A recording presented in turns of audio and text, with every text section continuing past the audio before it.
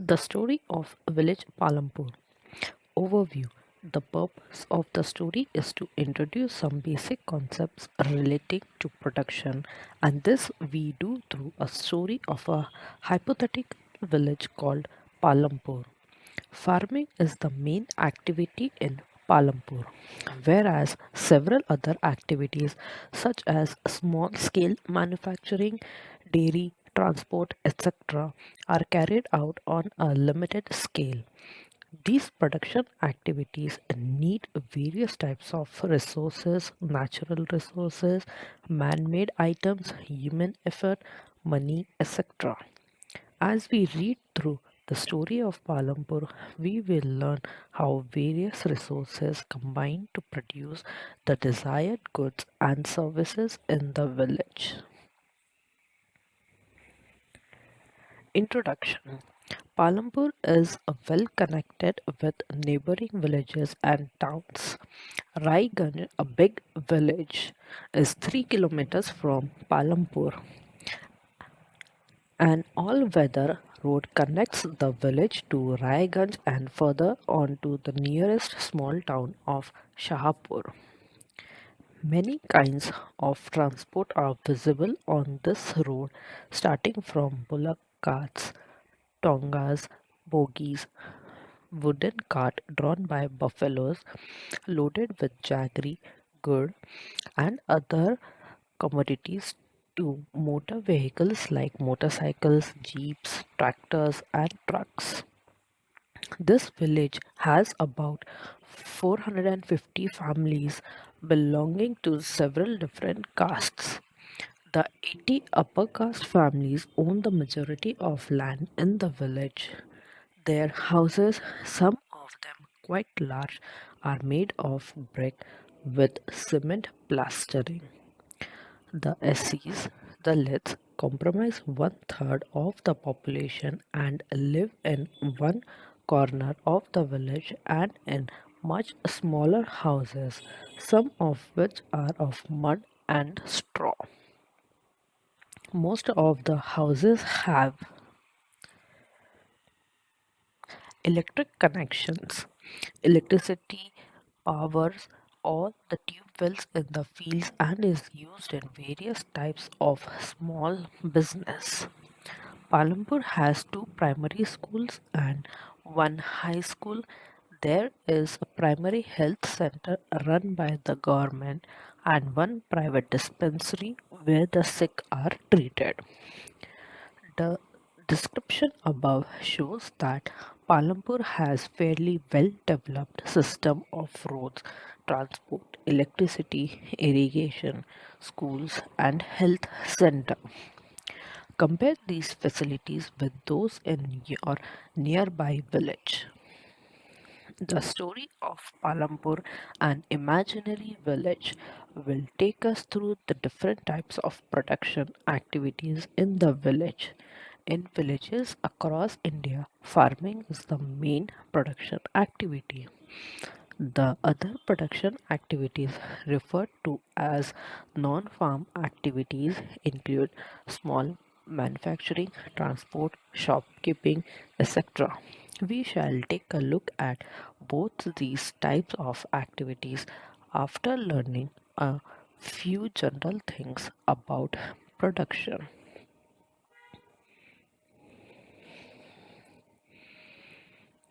Organization of production. The aim of production is to produce the goods and services that we want. There are four requirements for production of goods and services. The first requirement is land and other natural resources such as water, forests, minerals. The second requirement is labor, that is, people who will do the work. Some production activities require highly educated workers to perform the necessary tasks. Other activities require workers who can do manual work. Each worker is providing the labor necessary for production. The third requirement is physical capital, that is the variety of inputs required at every stage during production. What are the items that come under physical capital? Tools, machines, buildings. Tools and machines range from very simple tools such as a farmer's plow to sophisticated machines such as generators, turbines, computers, etc. Tools, machines, buildings can be used in production over many years and are called fixed capital. Raw materials and money in hand. Production requires a variety of raw materials such as the yarn used by the weaver and the clay used by the potter. Also, some money is always required during production to make payments and buy other necessary items. Raw materials and money in hand are called working capital. Unlike tools, machines, and buildings, these are used in production. There is a fourth requirement too. You will need knowledge and enterprise to be able to put together land, labor, and physical capital and produce an output either to use yourself or to sell in the market. These days is called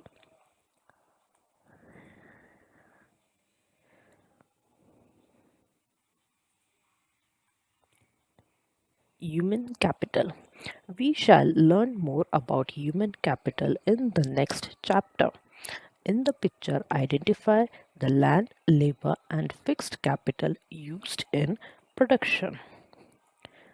Every production is organized by combining land, labor, physical capital, and human capital, which are known as factors of production.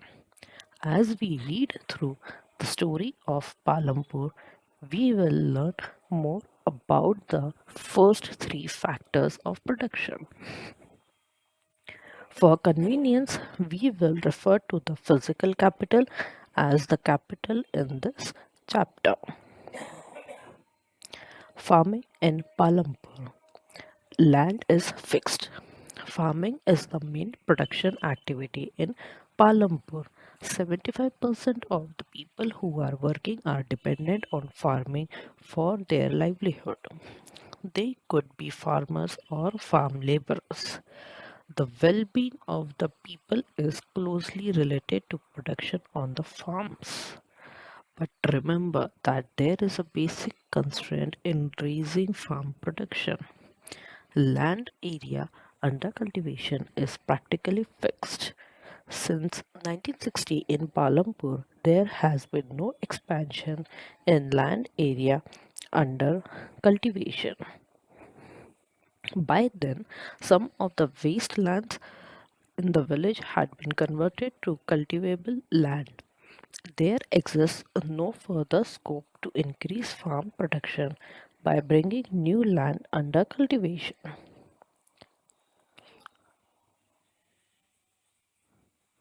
The standard unit of measuring land is hectare.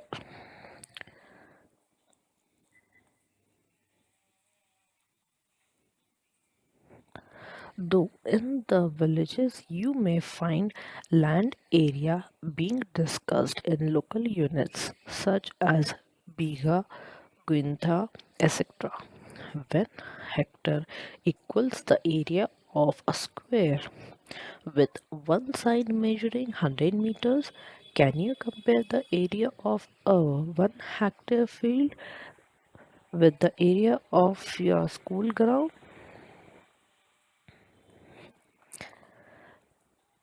Is there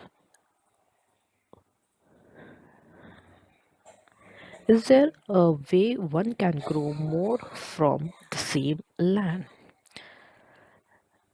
In the kind of crops grown and facilities available, Palampur would resemble a village of the western part of the state of Uttar Pradesh. All land is cultivated in Palampur. No land is left idle. During the rainy season, Kharif farmers grow jowar and bajra. These plants are used as cattle feed. It is followed by cultivation of potato between October and December. In the winter season, rabi fields are sown with wheat. From the wheat produced, farmers keep enough wheat for the family's consumption and sell the surplus wheat at the market at Raikaj. As part of the land is devoted to sugarcane, which is harvested once every year. Sugarcane in its raw form or as jaggery is sold to the traders in Shahpur. The main reason why farmers are able to grow three different crops in a year in Palampur is due to well developed system of irrigation. Electricity came early to Palampur. Its major impact was to transform the system of irrigation. Persian wheels were till then used by farmers to draw water from the wells and irrigate small fields. People saw that the electric run tube wells could irrigate much larger areas of land more effectively. The first few tube wells were installed by the government. Soon, however, farmers started setting up private tube wells. As a result, by mid 1970s, the entire cultivated area of 200 hectares was irrigated. Not all villages in India have such high levels of irrigation. Apart from the riverine plains, coastal regions in our country are well irrigated. In contrast, plateau regions such as the Deccan Plateau have low levels of irrigation. Of the total cultivated area in the country, a little less than 40% is irrigated even today. In the remaining areas, farming is largely dependent on rainfall. To grow more than one crop on a piece of land during the year is known as multiple cropping. It is the most common way of increasing production on a given piece of land. All farmers in Palampur grow at least two main crops. Many are growing potato as their third crop in the past 15 to 20 years.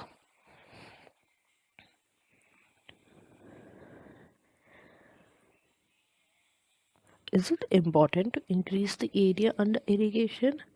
Why? You have read about the crops grown in Palampur.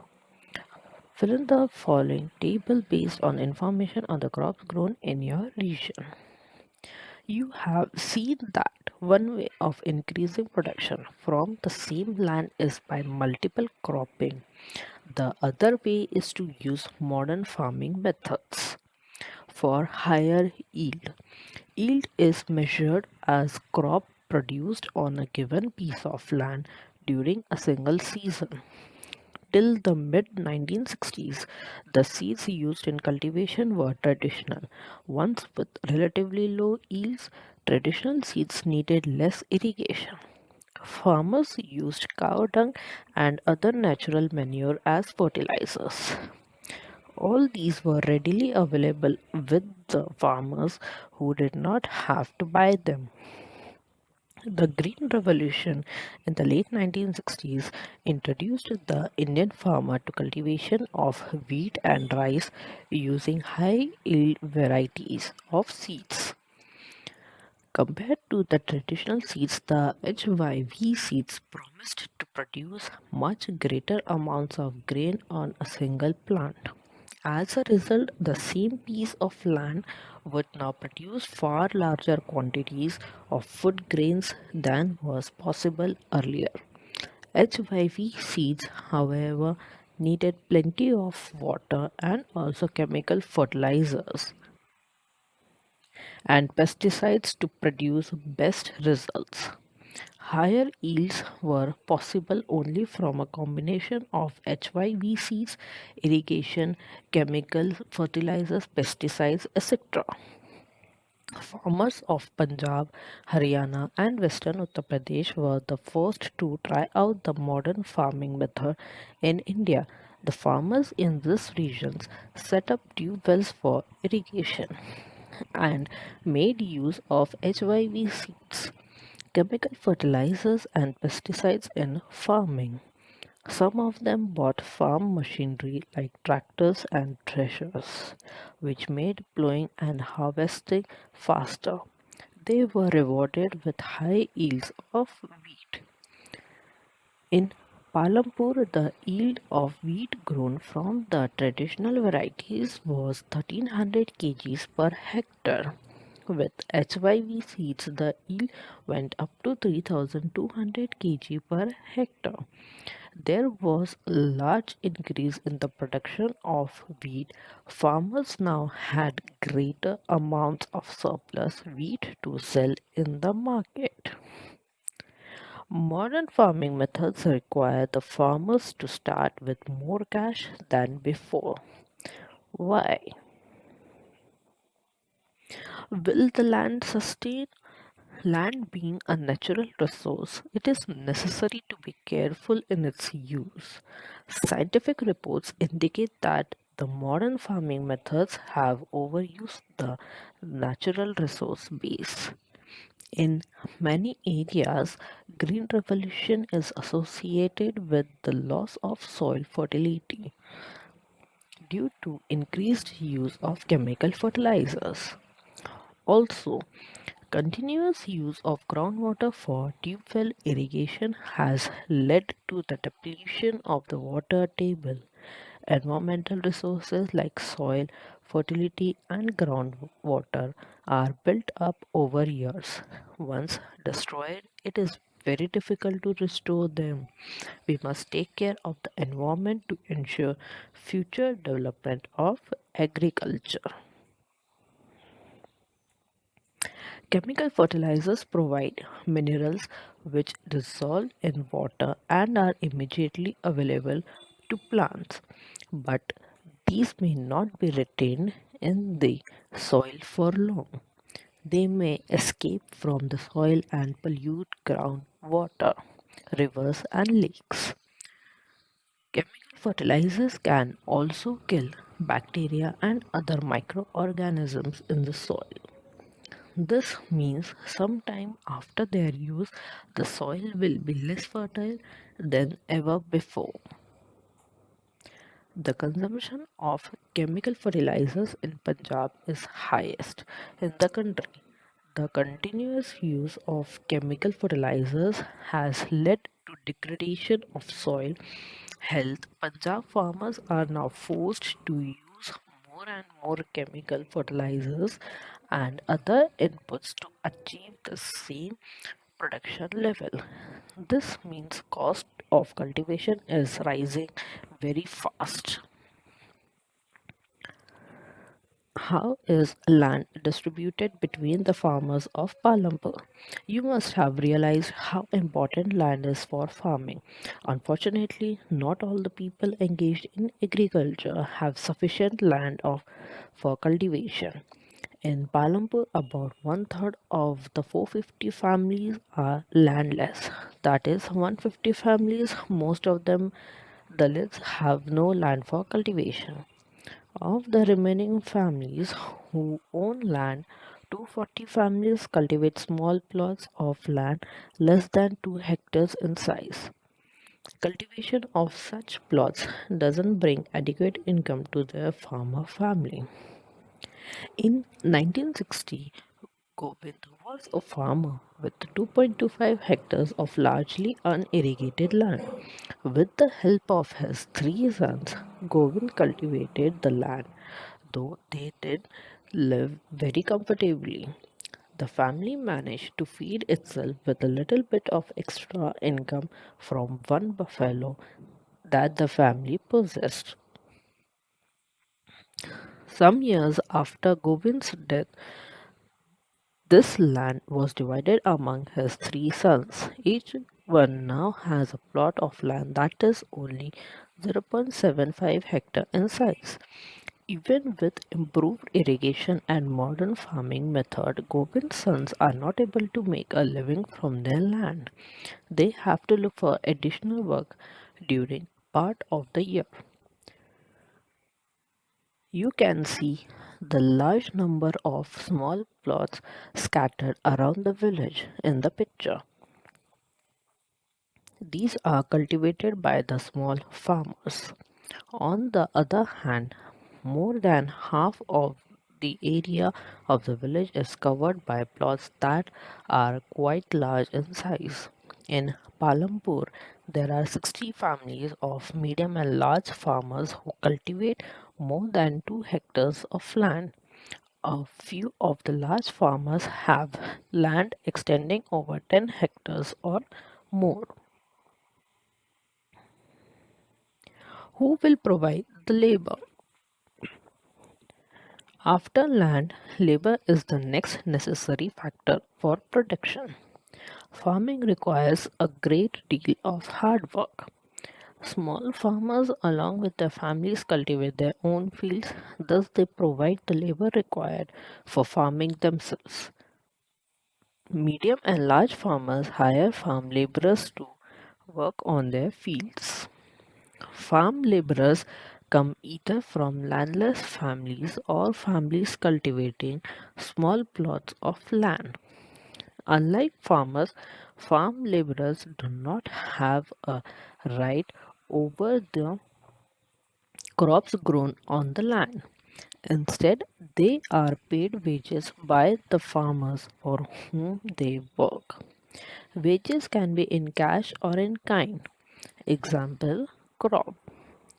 Sometimes laborers get meals also. Wages vary widely from region to region, from crop to crop, from one farm activity to another, like sowing and harvesting. There is also a wide variation in the duration of employment. A farm laborer might be employed on a daily basis or for one particular farm activity like harvesting or for the whole year. Dala is a landless farm laborer who works on daily wages in Palampur. This means he must regularly look for work. The minimum wages for farm laborer set by the government is rupees 300 per day as per March 2017, but Dala gets only rupees 160.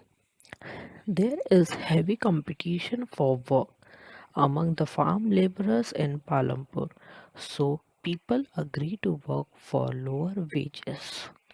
Lala complains about his situation to Ramkali, who is another farm laborer. Both Dala and Ramkali are among the poorest people in the village. The capital needed in farming. You have already seen that the modern farming methods require a great deal of capital, so that the farmer now needs more money than before. Most small farmers have to borrow money to arrange for the capital. They borrow from large farmers or the village money lenders or the traders who supply various inputs for cultivation. The rate of interest on such loans is very high. They are put to great distress to repay the loan. Savita is a small farmer. She plans to cultivate wheat on her 1 hectare of land.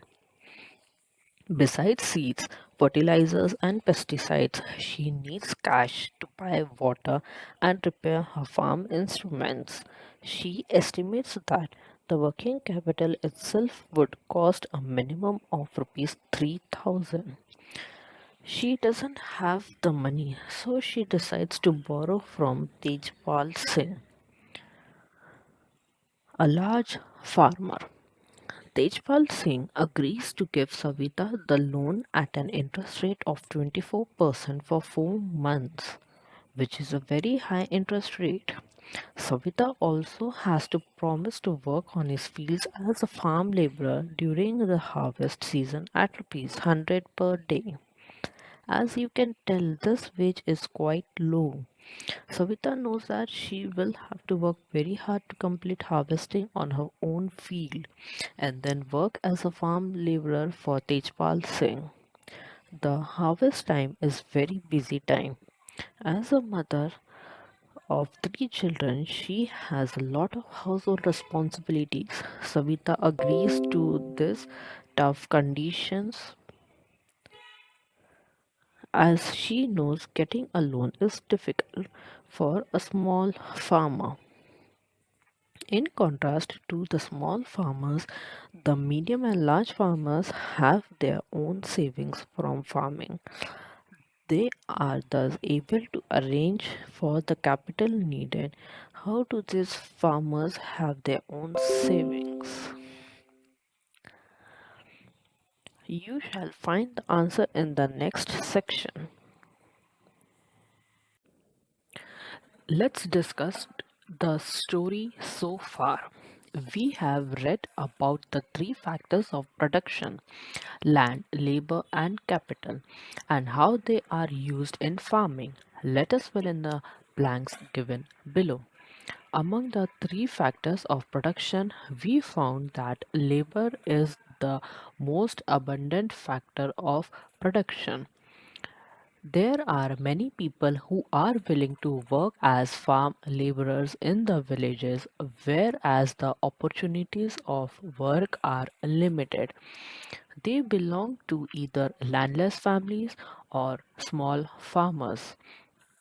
They are paid low wages and lead a difficult life. In contrast to labor, land is a scarce factor of production. Cultivated land area is fixed. Moreover, even the existing land is distributed unequally among the people engaged in farming. There are a large number of small farmers who cultivate small plots of land and live in conditions not much better than the landless farm laborer.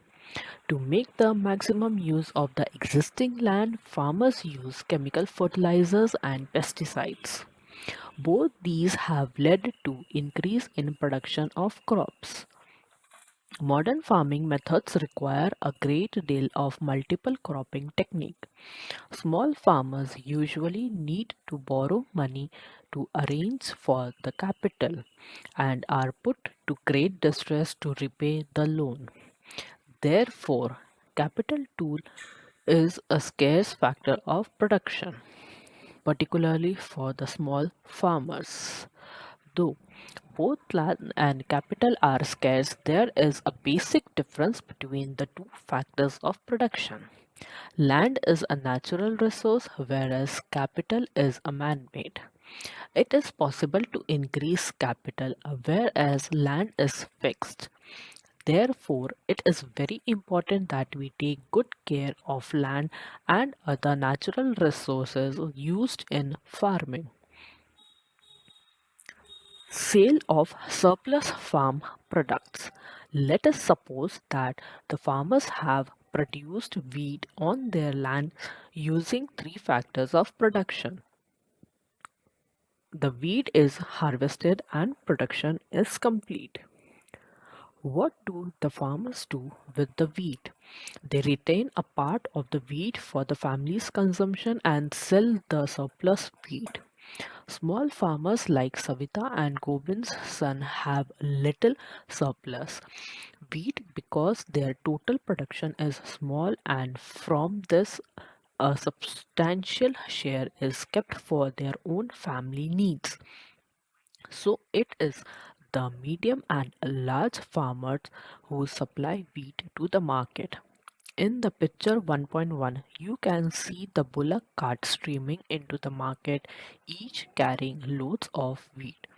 The traders at the market buy the wheat and sell it further to shopkeepers in the towns and cities. Tejpal Singh. The large farmer has a surplus of 350 quintals of wheat from all his lands. He sells the surplus wheat at the Raiganj market and has good earnings. What does Tejpal Singh do with his earnings? Last year, Tejpal Singh had put most of the money in his bank account. Later, he used the savings for lending to farmers like Savita, who were in need of a loan. He also used the savings to arrange for the working capital for farming in the next season. This year, Tejpal Singh plans to use his earnings to buy another tractor. Another tractor would increase his fixed capital. Like Tejpal Singh, other large and medium farmers sell the surplus farm products. A part of the earnings is saved and kept for buying capital for the next season. Thus, they are able to arrange the capital for farming from their own savings. Some farmers might also use the savings to buy cattle, trucks, or to set up shops. As we shall see, this constitute the capital for non-farm activities. Non-farm activities in Palampur. We have learnt about farming as the main production activity in Palampur. We shall now take a look at some of the non-farm production activities. Only 25% of the people working in Palampur are engaged in activities other than agriculture. Dairy, the other common activity. Dairy is a common activity in many families of Palampur. People feed their buffaloes on various kinds of grass and the jawar and the bajra that grows during the rainy season. The milk is sold in Raiganj, the nearby large village. Two traders from Shahapur town have set up collection cum chilling centers at Raiganj from where the milk is transported to far away town and cities.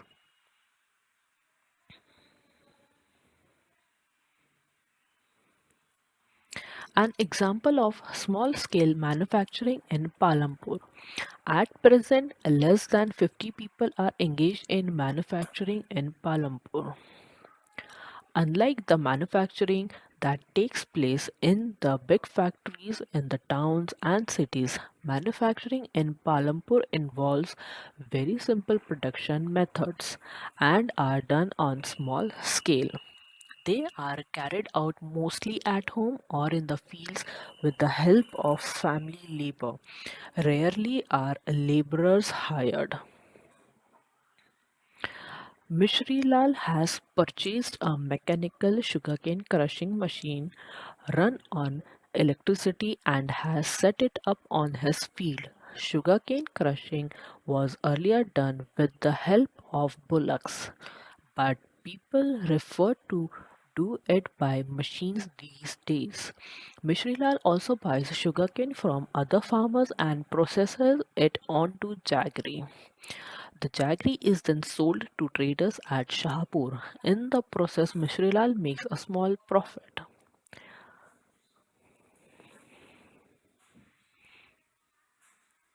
The shopkeepers of Palampur. People involved in trade exchange of goods are not many in Palampur. The traders of Palampur are shopkeepers who buy various goods from wholesale markets in the cities and sell them in the village. You will see small general stores in the village selling a wide range of items like rice, wheat, sugar, tea, oil, biscuits, soap, toothpaste, batteries, candles, notebooks, pencil, even some clothes. A few of the families whose houses are close to the bus stand have used a part of the space to open small shops. They sell eatables. Karim has opened a computer class center in the village. In recent years, a large number of students have been attending college in Shahpur town. Karim found that a number of students from the village are also attending computer classes in the town. There were two women in the village who had a degree in computer applications. He decided to employ them. He bought computers and set up the classes in the front room of their house overlooking the market. High school students have started attending them in good numbers. Transport, a fast developing sector. There are variety of vehicles on the road connecting Palampur to Raiganj. Rickshawalas, tongawalas, jeep, tractor, truck drivers and people driving the traditional bullock cart and bogie are people in the transport services. They ferry people and goods from one place to another and in return get paid for it. The number of people involved in transport has grown over the last several years. Kishore Kishora is a farm laborer like other such laborers. Kishora found it difficult to meet his family's needs from the wages that he received. A few years back, Kishora took a loan from the bank. This was under a government program which was giving cheap loans to poor landless households. Kishora bought a buffalo with this money. He now sells the buffalo's milk. Further, he has attached a wooden cart to his buffalo and uses it to transport various items. Once a week, he goes to the river Ganga to bring back clay for the potter. Sometimes he goes to Shahapur with a load of jaggery or other commodities. Every month he gets some work in transport. As a result, Kishora is able to earn more than what he used to do some years back.